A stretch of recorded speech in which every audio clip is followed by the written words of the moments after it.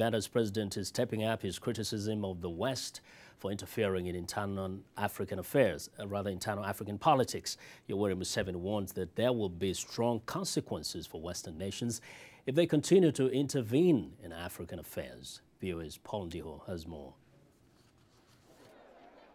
President Yoweri Museveni, Uganda's long-time leader, has criticized Western involvement in Africa and threatens a Vietnam-style scenario if foreign troops continue their involvement in Africa. Speaking at a recent press conference, General Museveni says this new phenomena of Europeans and Americans intervening militarily in Africa without the authorization from African Union will be defeated. Can the European troops go intervening in Africa? No, they will not, because we shall not allow it.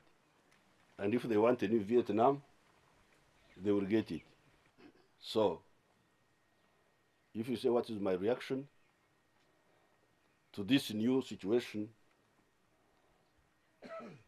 of European troops coming into Africa without the permission of the African Union, I can tell you it will stop. Like we defeated colonialism in the past, this one also will be defeated. In March, Museveni condemned the foreign airstrikes against the forces of Libyan leader Muammar Gaddafi, accusing the West of double standards and a thirst for more oil. But his critics say that General Museveni doesn't criticize the West when it comes to supporting his side. Like Gaddafi, Museveni has ruled the East African nation with an iron fist since 1986 and continues to suppress protests led by opposition leaders like Kizza Besigye. Museveni defeated Besigye, his main rival, in February's presidential election with 68% of the vote. But there remains tension between the two men. There will be no demonstration in Kampala. Besigye will not demonstrate in Kampala. He will not. Ugandan troops arrested Besigye outside his home on Monday as he was leaving to take part in the third walk-to-work protest against high food and fuel prices. He was arraigned in court and charged with incitement and engaging in what authorities termed as righteous behavior. Besigye was later released on bail. The state fears its citizens because it knows its citizens are unhappy about what they are doing in the government, stealing their money, misusing their money,